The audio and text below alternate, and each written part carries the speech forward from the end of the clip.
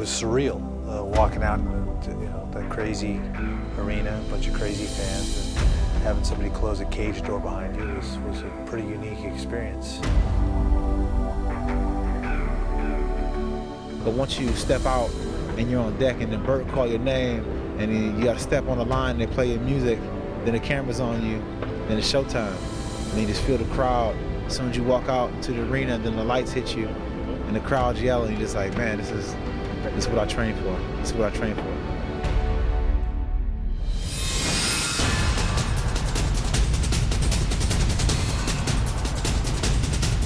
I started representing Chuck Liddell and Tito Ortiz, and through that, Frank, one of my partners, we saw this Ultimate Fighter one time down at the Hard Rock in Las Vegas. We were blown away. We were so blown away by how athletic and technical and smart you had to be to do jiu-jitsu. We became addicted to it and started training like 4 days a week, and through that is really how we got introduced to the UFC.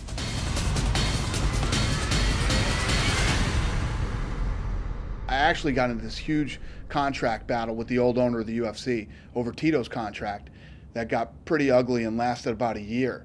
And through that, I ended up finding out that the UFC was for sale. And Lorenzo and I were at the time going to get involved in boxing together. We were going to start promoting boxing. And he and Frank were in Miami. And I called him and said, you know what? I think the UFC is in trouble. I think they're going out of business. We might be able to buy this thing. And a month later, we owned it.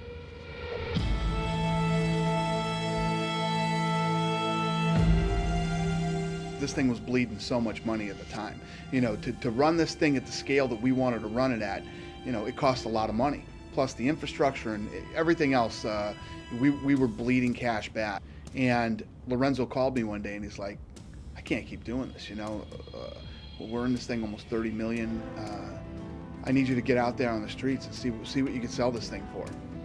So, I was working the phones all day, and by the end of the day I was like, maybe 6 million, maybe 7. The problem was the owners before us, the marketing was 2 men enter the cage, 1 man leaves, the most brutal, bloody, violent sport in the world. You could wear gloves or not wear gloves, wear shoes or not wear shoes. You could still headbutt, you could still just about do everything but bite, eye gouge, and fish hook. The rest of it was at your disposal. So whatever your martial arts style was, have at it. And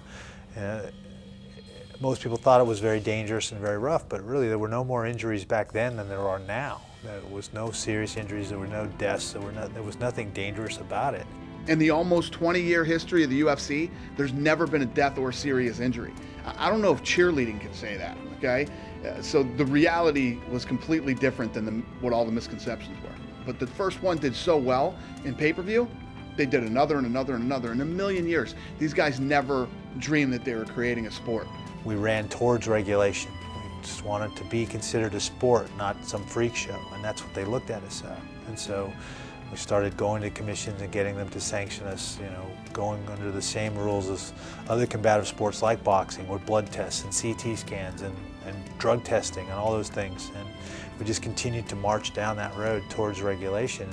And then, lo and behold, it took the show like The Ultimate Fighter for people to really get it and really start considering us athletes. The first season of The Ultimate Fighter,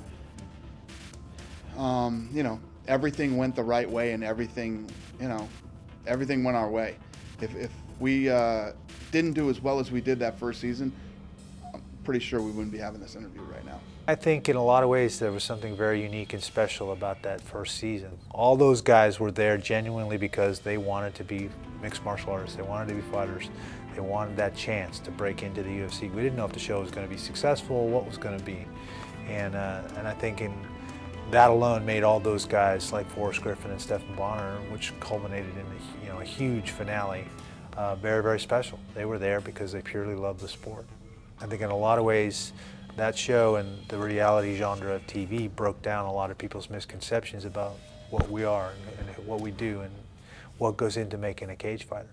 I got into this thing and got 2 of my best friends to put their money up to do it because I believed that it would work. I didn't want to, hey, let's just give this thing a shot and see if this thing works. If it doesn't, you guys blow 30, 40 million, no big deal. I always believed that this thing was the combat sport and could be bigger than anything. The question always is the timing right?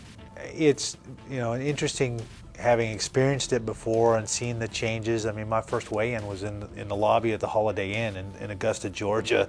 So, the weigh-ins here, I'm sure there are going to be a few thousand crazy people there to watch this weigh-in, and all the differences, from the rules all the way down to the way people view us now is pretty remarkable. I think one of the things that the people love about this sport is it's so pure and real and untainted. Put two guys in an octagon and they can use any martial art they want. It transcends all cultural barriers, all language barriers, because at the end of the day, I don't care what color you are, what country you live in, or what language you speak, we're all human beings and fighting's in our DNA. We get it and we like it. Before a guy threw a ball through a hoop or a guy hit a ball with a stick, two guys were put on this earth and somebody threw a punch and a bunch of people were sitting around watching it. There are some people that this sport's not their thing, and that's perfectly okay. Nobody's going to make them watch, but there's a whole lot of people that really dig it. No matter how successful we are, how big it is, you're always going to have these guys who won't cover it, guys who the only way they will cover it is if they're saying something negative about it. It's always going to happen. But I don't care about these people. We're successful despite you, okay? This can't be stopped. We're only getting bigger and better, and there's no reason that this shouldn't be sanctioned everywhere. It's safe, it's professional, it brings a lot of money into all the different cities. There's no reason that this shouldn't be sanctioned anymore. And if you don't like it, I don't care. That's your problem. Don't watch it. Don't cover us. Write bad stuff about us. I could care less.